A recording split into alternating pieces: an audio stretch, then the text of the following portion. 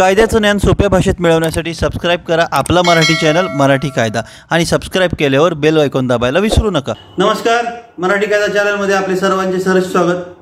मित्रांनो, आजचा व्हिडिओ हा वेगळ्या स्वरूपातला घेऊन आलेलो आहे। आपल्या चॅनलवर नेहमी आरोप असतात तुम्ही पत्नीच्या बाजूने व्हिडिओ करत नाही, पतीच्या बाजूने व्हिडिओ करता, पत्नीचे कधी हक्क सांगत नाही।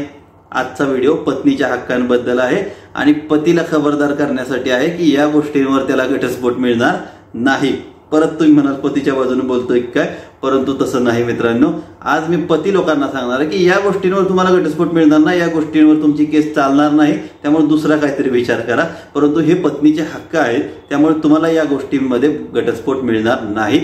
हे आहेत पत्नीचे हक्क, हे आहेत पत्नी ज्या गोष्टी करू शकते किंवा पत्नी ज्या गोष्टी रोजच्या जीवनामध्ये जिंदगीमध्ये करू शकते त्याबद्दलचा व्हिडिओ आहे की पत्नीचे अनेक हक्क असतात आणि त्याबद्दल आपण आज बोलणार आहे की तिने कोणते कपडे घालावीत किंवा त्याबद्दल तिने घरामध्ये कोणती कामं करावीत, कधी जावं, कसं जावं, कुठं जावं, बाहेर जाताना विचारावं का, आवाज जावं, बोलावं का, या गोष्टींबद्दल आजचा व्हिडिओ आहे। त्यामुळे नक्की बघा, पतीने पण बघा, कारण की त्याला कळेल की त्याला काय काय गोष्टींवर काय काय पत्नीला बोलता येणार नाही। आणि पत्नी लोकांनी तर सगळ्यांनीच बघा की आज त्यांच्या अधिकारांबद्दल आपण बोलणार आहे, त्यामुळे त्यांनी तर हा व्हिडिओ नक्कीच मिस करू नका। तर मित्रांनो, मैत्रिणींनो, आजच्या व्हिडिओला आपण सुरुवात करूया।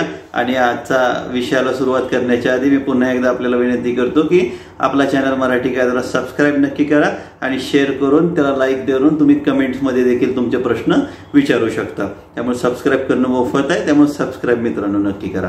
तर मित्रांनो, व्हिडिओला सुरुवात करूया। सगळ्यात पहिल्यांदा सुरुवात करूया की लग्न झाल्यावर एखादी पत्नी घरात आली तर कामं करण्यासंदर्भात पतीचे काही अपेक्षा असतात किंवा पत्नीने काही कामं करावी असं म्हटलं जातं। तर या कामांबाबतीत काय आहेत पत्नीचे अधिकार?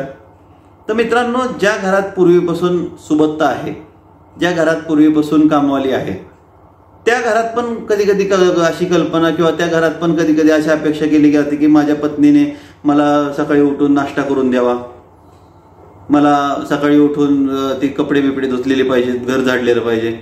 अजिबात नाही। जर तुमच्या घरात पहिल्यापासूनच त्या गोष्टीसाठी कामवाली आहे तर त्या पत्नीचा हक्क आहे की तिला पण लग्न झाल्यावर तो आराम मिळेल आणि त्या गोष्टींसाठी कामवाली राहील।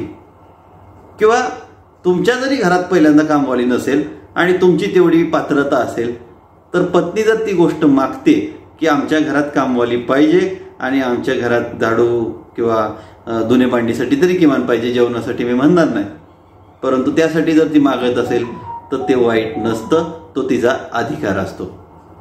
आता पुढे जाऊन असं म्हटलं जातं की माझी पत्नी म्हणते पतीला की काम कर, एखादं भांडी घास किंवा काहीतरी कर आणखीन, किंवा घरातलं काहीतरी सामान घेऊन ये, काहीतरी भाजी घेऊन ये, किंवा ही कामं सांगितली जातात किंवा ही कामं माझ्याकडून किराणा मालाबद्दल असेल किंवा कशाबद्दल असेल माझ्याकडून अपेक्षा केली जाते।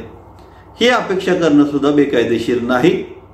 काम करायला घरातनं सांगणं हे सुद्धा बेकायदेशीर नाही। त्यामुळे तुम्हाला घटस्फोट मिळणार नाही, त्यामुळे तुम्हाला घटस्फोटासाठी कारण मिळणार नाही। जरी पत्नीचा हा अधिकार नसेल सांगणं तरी ते चुकीचं नाही।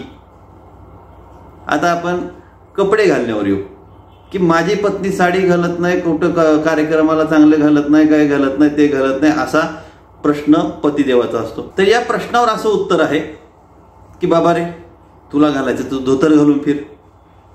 तिचा तो अधिकार आहे की तिनं कोणत्या कार्यक्रमाला कोणत्या दिवशी काय घालावं। तुला वाटतंय ना की त्या कार्यक्रमाला तिला साडी घालूनच यावं, त्या कार्यक्रमाला तिला नेऊ नको, परंतु तिला जर यायचंय तर ती तिच्या म्हणण्याप्रमाणेच कपडे घालून येईल। असं कुठल्या गोष्टीत काही नसते की कुठल्या गोष्टीला काय घालावं आणि कुठल्या गोष्टीला काय घालावं नाही। ह्यात तुम्ही आम्ही केलेल्या कल्पना असतात, भाबड्या कल्पना असतात, त्याच्याबद्दल त्यामुळे बोलता येणार नाही की तिनं कोणते कपडे घालावे, कोणती गोष्ट परिधान करावी, स्कर्ट घालावा का आणखीन काही जीन्स घालावी का साडी घालावी का सलवार कुर्ता घालावा। जर ती तिच्या मैत्रिणींमध्ये जाताना स्कर्ट घालून, हाफ जीन्स घालून, हाफ पॅन्ट घालून जात असेल, अजिबात तुम्हाला बोलता येणार नाही, अजिबात तुम्हाला या विषयावर चर्चा करता येणार नाही, या विषयावर तुम्हाला तिला विरोध करता येणार नाही। हा तिचा अधिकार आहे। आणखीन एक क्वेश्चन अनेक वेळा येतो, माझी पत्नी मला आरकार बोलते तर बोलते, तुम्ही कोण मोठे राजे लागून गेला किंवा मोठे सरकारी ऑफिसर लागून गेला की तुम्हाला आवाजावर बोलायला पाहिजे आणि त्याने पण तुम्हाला आवाजावर बोललं पाहिजे। एकाच पार्टीने आवजावं बोलावं असा कुठलाही अधिकार किंवा कायदा नाही। त्यामुळे आरकार बोलते हा तुमच्या भांडणांमध्ये, हा तुमच्या केसेसमधला मुद्दा असू शकत नाही, हा तुमचा अधिकार नाही। उलट तुमच्या पतीला आरकार बोलणं हा पत्नी लोकांना लक्षात ठेवा, हा तुमचा अधिकार आहे। तर अजून पत्नीचे काय अधिकार आहेत? जर एखाद्या पतीने सांगितलं असेल लग्नापूर्वी की त्याला एवढा एवढा मोठा पगार आहे आणि त्याला एवढे एवढे मोठं जमीन आहे, त्याला फ्लॅट आहेत, घर आहेत, पैसे आहेत, आणि हे जर नंतर खोटं आढळलं तर त्या पत्नीला ते लग्न रद्द करण्याचा देखील अधिकार आहे। त्या लग्नामध्ये न राहण्याचा, त्या लग्नापासून घटस्फोट घेण्यासाठी 1 वर्ष थांबू नका। उलट लवकरात लवकर लग्न झाल्यावर कळल्या 1 महिन्यात 2 महिन्यात अशा फसवणूक करणाऱ्या माणसाकडून लगेच घटस्फोट घ्या स्त्री लोकांनो, की त्यामध्ये तुम्हाला लगेच ऑन द स्पॉट रद्द करण्याचा ऑप्शन आहे। त्या विवाह रद्द करून घ्या। आणि अशा पतीकडून ज्यांनी फसवलेलं आहे त्याला उलट फसवणुकीची पण केस टाका आणि नुकसान भरपाईची पण टाका। अनेक वेळा असं विचारलं जातं की आता रद्द करतोय तर फसवणुकीची केस टाकायची का नाही? टाकायची। Marriage cancellation are the civil cases, त्या सिव्हिल झाल्या, आणि कॅन्सलेशन ऑफ मॅरेजमध्ये सिव्हिल जे आहे, परंतु फसवणुकी हे क्रिमिनल आहे। त्यामुळे for cheating you can file a case against your husband on the grounds of criminal actions. म्हणजे काय की ह्या जे मॅरेजच्या गोष्टी होत्या, रद्द करण्याच्या होत्या, त्या जरी सिव्हिल असतील तर तुमच्याकडे क्रिमिनल ऑप्शन हा नेहमी अवेलेबल असतो। त्यामुळे क्रिमिनल जो ऑप्शन आहे तो घ्यायचा, सोडायचा का धरायचा, दॅट डिपेंड्स अपॉन यू, ते तुमच्यावर डिपेंड आहे। त्यामुळे अशा पतीविरुद्ध तुम्ही कडक कारवाई करू शकता, तो तुमचा पुन्हा एकदा अधिकार आहे। तर त्यांनी पहिल्यापासून तुम्हाला सांगितलं असेल की माझ्याकडे पैसे आहेत, खूप आहेत, हे आहेत, मी तुला हे देईन ते देईन, तुम्हाला देत नसेल, अजिबात या पतीच्या बरोबर 10 वर्ष राहू नका। नंतर परत माझं नशीब फुटलं, मला असं सांगितलं होतं असं म्हणत डायलॉग मारत बसू नका। तुम्हाला पाहिजे तर हे लग्न आत्ताच रद्द करून टाका। तर मित्रांनो, हे पत्नीचे अधिकार आहेत। पत्नीच्या अधिकारांमध्ये आणखीन देखील काही गोष्टी आहेत की मुलांचा सांभाळ करण्याबाबतीत देखील तो दोघांनी केला पाहिजे, तो एकट्या पत्नीने केला पाहिजे असं नाही। त्यामुळे तोही अधिकार पत्नीचा आहे की दोघांनी त्या गोष्टीचा सांभाळ करावा। मात्र घरातील शांतता टिकवून ठेवणे, घरातील प्रेम टिकवून ठेवणे ही देखील त्या पत्नीची जबाबदारी आहे, ती देखील त्या दोघांची जबाबदारी आहे। त्यामुळे हे आहेत पत्नीचे अधिकार। ज्या पत्नीच्या अधिकारांच्या विरुद्ध एखादा पती जर आपल्याकडे येत असेल, तो येतो ज्यावेळेस माझ्याकडे की माझी पत्नी अशी करते, मी डायरेक्ट त्याला सांगायला आजकाल सुरुवात केलेली आहे की या गोष्टींवर बाबा रे तुला डिवोर्स मिळणार नाही, चांगल्या गोष्टी आहेत, तुझ्या पत्नी अशा गोष्टी करते तर देऊन टाक तिचे अधिकार आहेत काय किरकोळ ते।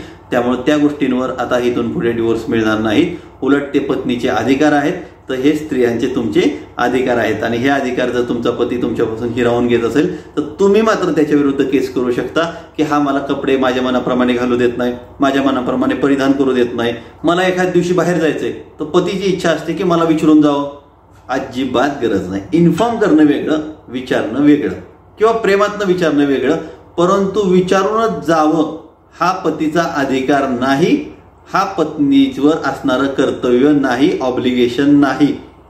तुमच्या काही सेटलमेंट असतील म्हणून विचारून घेणं वेगळं, परंतु राजाला प्रजा विचारून जाते किंवा पोलिसला कैदी विचारून जातो तसा तुमचा अधिकार नाही आणि तशी तुम्हाला अपेक्षा करता येणार नाही।